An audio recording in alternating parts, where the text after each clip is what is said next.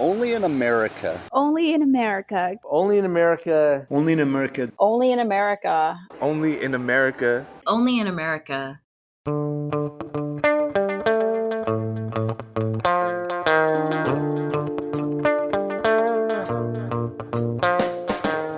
This week, the essential workers who are still relegated to the margins of our society. They're members of our community. They pay taxes. They buy cars. They send their kids to school. They do everything that we do, except their job's a lot harder than ours. From the National Immigration Forum, I'm Ali Nirani, and this is Only in America.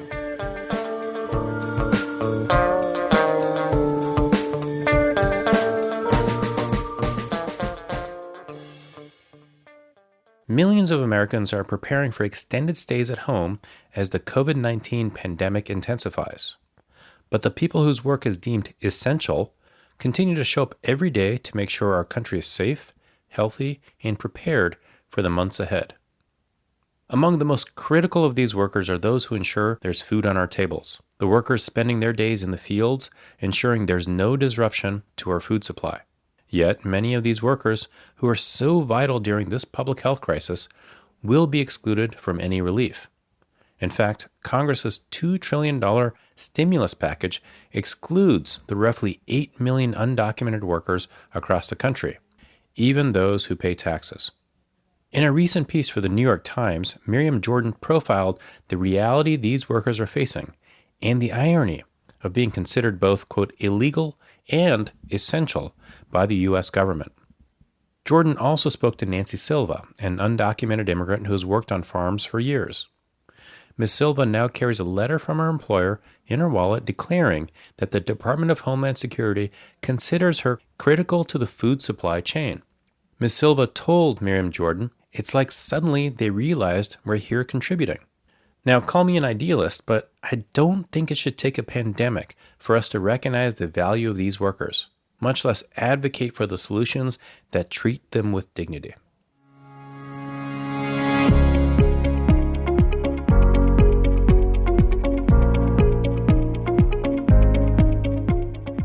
Support for the National Immigration Forum comes from the Carnegie Corporation of New York, supporting innovations in education, democratic engagement, and strengthening international peace and security.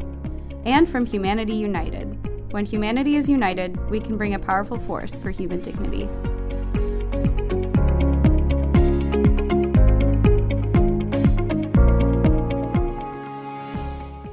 United Farm Workers has been and continues to be instrumental in advocating for this essential ag workforce. Founded in 1962 by Cesar Chavez, Dolores Huerta, and other organizers, the UFW is the largest farm workers union in the U.S. Today, they represent thousands of workers across the country. UFW represents a unique workforce because despite the essential nature of their jobs, many farm workers are undocumented. Yet, our immigration policies lack adequate pathways to legally fill these jobs, meaning a substantial and critical portion of our workforce lacks access to the rights and benefits granted to U.S. citizens or legal residents. For example, pandemic relief funds. UFW's current president, Teresa Romero, knows all too well about the challenges facing these essential workers. Teresa has dedicated the better part of her career to advocating for the rights and dignity of the workers feeding our country. Plus, she's the first Latina and first immigrant woman to become president of a national union in the United States. I recently spoke with Teresa about bridging the gap between consumers and field workers, how COVID-19 is impacting workers, and finding solutions for growers and farm workers alike. I was born in Mexico, Ali. I was born in Mexico City, grew up in Guadalajara, came here to the United States as an adult, like many of us immigrants do. And for a long time, I worked for an attorney that handled immigration cases, and then have our own business that had to do with construction management. In 2008, the economic crisis came to find us, and we decided that one of us in the family needed to find a job somewhere else. And there was a vacancy at the union. I thought I was going to be there for a couple of years. But once I learned of the work that we do and the people that we represent, there was no way I was going to go anywhere. So you didn't grow up in a farm worker family then? No, I did not. No. And so what were those first days like when you were working with the union? I had heard about obviously the work that Cesar Chavez had done with Dolores Huerta, but it is so different to learn about it from a distance than being in the middle of it. And seeing the work and the people that we represent, seeing how hard they work, how difficult their job is, and how humble they are, and how welcoming they are, and how amazing they are. It just brought it to another level. So tell me a little bit about stepping into leadership positions within the union. Because, I mean, Dolores Huerta clearly marked a path for women leadership within UFW, I would say within the movement writ large. But in many ways, you are realizing her footsteps. Yes, and I admire her tremendously. She's a very strong woman who sacrificed, like many others in the movement 40, 50 years ago, sacrificed a great deal. And to see her with the energy and the passion that she still has is a motivation. It's a motivation because what she did when she started, she had a lot more challenges that we have today. And she really paved the path, for women to grow in the organization, not only the organization, in the movement as a whole. Absolutely. And so take me a little bit through what your day to day looks like at this point as the president of the UFW. One of our main objectives, obviously, is to help farm workers not only within collective bargaining, but creating other type of programs where we can impact a large number of workers. I'm thankful that I have a team that is very dedicated and experienced, and we have my best time is when I'm able to go and meet with workers and I'm able to be in the fields, which I can't do right now. But we have a team where we not only work, like I said, in collective bargaining and how we can improve their lives that way, but legislatively, other programs that we may impact their lives that have nothing to do with collective bargaining. We have, through the union, established a couple of different organizations where farm workers that are not under contract are being helped, where they're not being abused, where people are learning to work together with management. It is just a great, and Cesar started it. He knew that when he started that farm workers needed more than a union. They needed other programs, and that's when at that point started the credit union and the pension plan and the medical plan, because there are issues that affect farm workers then and now that are outside of collective bargaining. It's such an important way to look at the work in that, the farm workers need more than a union. It's a life, and it's a life that I feel like most Americans have no connection to and no understanding of. I was going to say, that is so true. I'm the type of person that says, that goes through life. And even when I raise my kids, show, don't tell. And many consumers have not seen what it's like for farm workers in the fields. Us as consumers, we go to the market, we get our produce, our fresh fruits and vegetables, and we don't think beyond where it came from or the lives of the people that are actually in the fields, making sure that we have fresh fruit and vegetables on our tables, that are feeding our country and beyond. And it is important for people to understand with this crisis right now, farm workers are considered essential. So that says a lot. Yeah, and I was just going to say, we're taping this conversation, in the middle of a global pandemic around COVID-19. And as awful as this moment is for the world, much less the country, much less our communities, it is also an opportunity for people to understand, okay, this is where my food comes from. Yes. Yes. Just imagine if we didn't have this workforce, if these workers were not willing to continue going to work. I try to compare it. Look what happens when people think that they're not going to have toilet paper. They got crazy. They lose control. And the farm workers that we have here in the fields in this country keep feeding us and keeping us from, escalating the fear and the pandemic that we're going through right now. Yeah, because I mean, I've gone into grocery stores and, like you said, there are no paper goods. Mm-hmm. The canned food aisles are stripped, Mm-hmm. but you know which aisles are stock full? the Hmm. fruits and the vegetables because of the farm worker. Exactly. We all know that when we go to the market, they're going to be there waiting for us. So, how do we help the American public understand that there is a person at the beginning of this journey for food, but that it's also an immigration system that needs to be changed? And I feel like that is our challenge. It is our challenge, especially under the current administration where all of us immigrants are being demonized and painted under the brush of criminals and rapists and killers. I think we have a big challenge, Ali. Nowadays, people, consumers, people every age have access to social media, and there is so much information that our focus on specific issues is short. But I think in these conditions, in this crisis, we're thanking the doctors and the nurses and the first responders and people at the stores, and rightfully so. I mean, they're doing amazing work to keep us going. But we forget to thank farm workers who are the root of where our food is coming from. It doesn't come from the markets. It doesn't start at the markets. It starts at the fields. And it is just trying to have consumers visualize what it's like to be a farm worker and how they live and how they travel from crop to crop. Those are things that the majority of the consumers are not aware of. So, the way I've been thinking about this, over this last weekend, there's been all these negotiations in Congress about fiscal stimulus. And I wonder if you agree with this is that, I feel like this conversation that we're having around who deserves to be helped by the US government is also a conversation about who is American. And it just seems that the immigrant, much less the farm worker, is not seen as American enough to deem worthy of assistance. Ali, we're not even seen.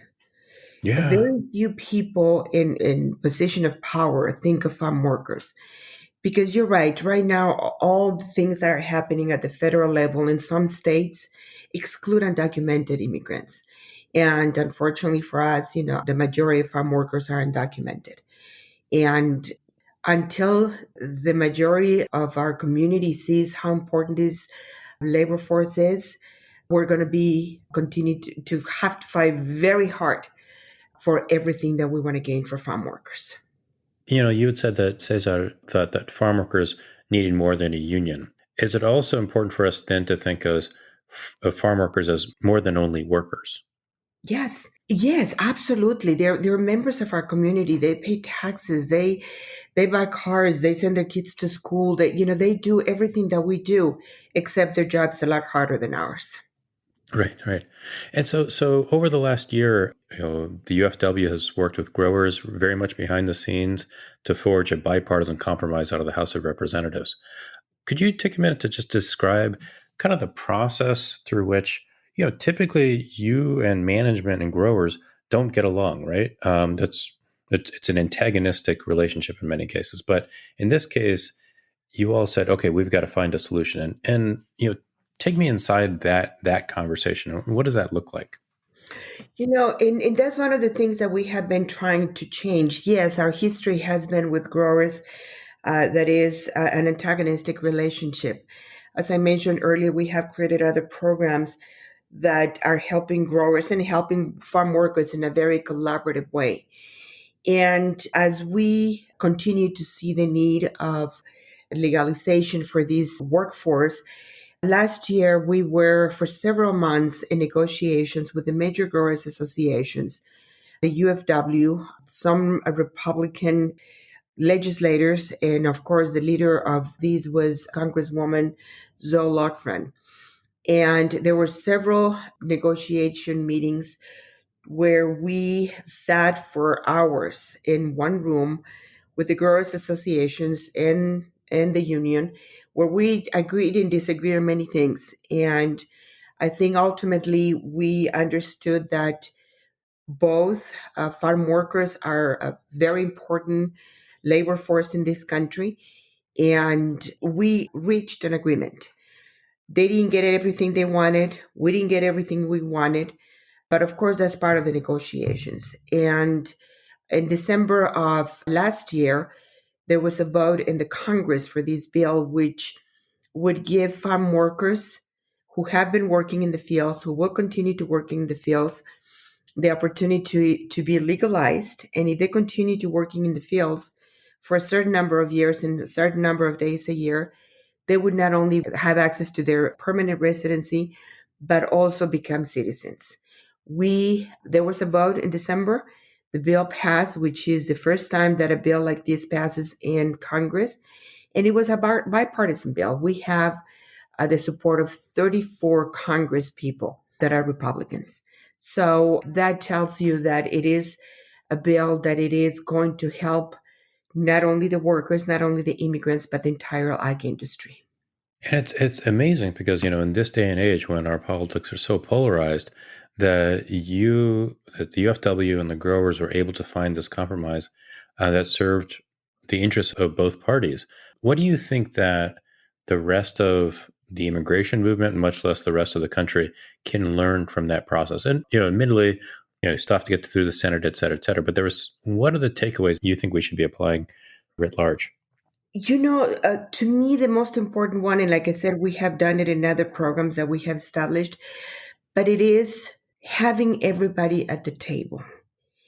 If I want to do something only as a union and I want to pass an immigration bill for farm workers where I'm not including the other voices, it is never going to happen.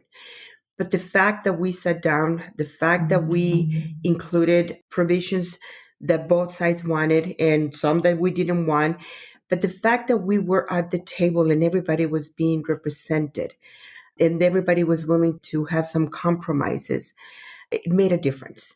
It was difficult. I'm not going to lie. It wasn't easy, but we were at the table and we were talking. So on the other side of this crisis that the world is in, this pandemic, do you think that the relationship and the partnership with the grower community, does it become stronger so that, future legislative efforts become a little bit easier to arrive at a compromise on because of just the crucible that we're all in right now? Ali, change is difficult. And as human beings, we resist it naturally. But I do believe that this is a very good lesson to where we can hear each other. We can share the importance, for both sides and get to a point of compromise. It may take more practice than this, this bill, but I think we can do it. We've done it. We've succeeded in different programs, including this very important bill. And I don't see why we cannot continue doing it for the benefit of farm workers and the ag industry in general. Yep, yep. So I don't know if you know this, but I grew up in Salinas, California. Oh, I didn't know that. Yeah. My parents immigrated from Pakistan, and my father was a physical therapist in Salinas. Oh, So, the salad bowl of our country. The salad bowl of our country, exactly. So, every day growing up, I would, go by the fields and you'd see people working so incredibly hard, whether it was raining or hot and sunny. So what would you want the American public to understand about the farm worker? Now, admittedly, I would argue that everybody should go to Salinas because it's the best place in the world, but let's say that's not possible. I don't know if you remember, Ali, but probably 10 years ago, 9 years ago, we had a campaign that was called Take Our Jobs. And I remember very clearly, we would get calls of people very upset at what we were doing and and sometimes they were very aggressive, when they were against what we were doing. And we would have people that thank us and appreciated farm workers and how difficult it is for them. But I remember very clearly one day, a lady called me. She refused to give me her name. And she said, I'm offended because you are implying that we're lazy, that citizens cannot do the work that farm workers that are here undocumented are doing. And she was very respectful, very willing to communicate her thoughts. So after she spoke, I said, I want you to do me a favor. I said, one day when it is over 100 degrees outside, go to your backyard. No shade, no water, no rest. Work on your knees, work with your hands. And I said, and work for as long as you can. And I said, that would give you a small glimpse of what it is to work in the fields. She said she was going to do it. I honestly doubted that she would. But a couple of days later, she called me and she says, I did what you asked me to do. She says it was 103 degrees. I didn't last more than 45 minutes. She says, I have found new respect for this profession. That to me was a person who completely did not understand what farm workers were going through, tried it, and made a difference in her life and her appreciation for farm workers. Teresa, you used a really important word there that I wanted to focus in on, and you said profession, Yes. right? Why did you use that word? Ali, I am convinced that for the most part, people see farm workers as labor work. But I am convinced that farm workers are professionals. I want farm workers to see themselves as professionals and all of us to see them as professionals. They go from crop to crop, from the beginning to end of each crop. They know exactly what needs to be done, how it needs to be done, what time, depending on the weather. They know all that. And they know how to do it at a speed that you and I could not even imagine. And to me, that's a profession. That is something that it takes knowledge, that it takes ability, that it takes understanding, and that it takes, like I said, knowing different crops. And not many of us know how to do that. One of the things about the language of the immigration movement, much less the political debate, is the division between skilled and unskilled. I find it to be disrespectful of anybody, whether they're a farm worker or construction labor, because everybody is bringing a skill to a job, Absolutely. and they are right. And I feel like we have to eliminate that difference between thinking about one job as skilled or unskilled, because our country needs a skilled farm worker as much as it needs a skilled engineer, quite frankly. Exactly. Exactly. That's what I was saying earlier, how the people are thinking nurses and doctors, of course they're skilled. Of course they have a profession that we don't know how to do it, that they're the experts. I want them to also thank the profession of farm workers because it is as important as the doctors, as the nurses, as the person who is at the store, the cashier. They are very important for the economy of our country. Absolutely. And what lies ahead through 2020 and the years ahead for you and for UFW, Teresa? You know, Ali, one of our goals is to have an impact on a large number of workers. And it doesn't have to be through collective bargaining. It is something that we started a couple of 2, 3 years ago, a little even more in some programs. And what we are trying to do is ensure that either farm workers who are here working or who come from other countries under an H-2A visa, which is a temporary visa for agricultural workers, are not being taken advantage of. And it's going to be either through legislation, projects that we can have outside of collective bargaining, other organizations, like I said, that we have started with thousands of workers are now getting the benefit of it. So that is for us as a union, something that we want to continue doing. We would continue to do our collective bargaining, but we are implementing other programs that impact farm workers and their families. These would be farm workers who are union members as well as non-members? Absolutely. Absolutely. If you remember when we fought for heat illness protections for farm workers, Mm-hmm. Yep. it benefit not just farm workers that are under contract. It benefit every farm worker in California, and not only farm workers, but any worker, including construction workers who work outside. I think that's so important for the public to understand that if any one worker is exploited, whether that person is documented or not, citizen or not, that reduces the protections for any other worker. And in fact, I would also argue that it also undermines the employer who's trying to play by the rules. And so I think that's just so important. Exactly. We've seen some employers that are paying more, that are giving the workers protections in every industry. but they are not the ones that people are saying, I'm going to buy from them. I'm going to see who they are. I'm going to support those people. We're not doing that. And it is sad. It is sad. Well, Teresa, I feel like we could talk for 2 more hours, but I only have one more question for you. Sure. And that question is, just to finish this sentence, only in America, ... Only in America we can truly accomplish what we want if we fight for it.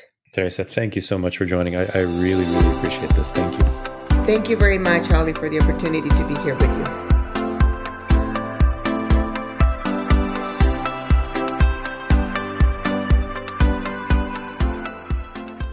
Teresa Romero is the president of United Farm Workers. You can find more information about Teresa and the UFW at our website, immigrationforum.org/podcast. And while you're there, subscribe to Only in America to catch all the latest episodes. Only in America is produced and edited by Joanna Taylor and Megan Wetmore. I'm Ali Nirani, and I will talk to you next week.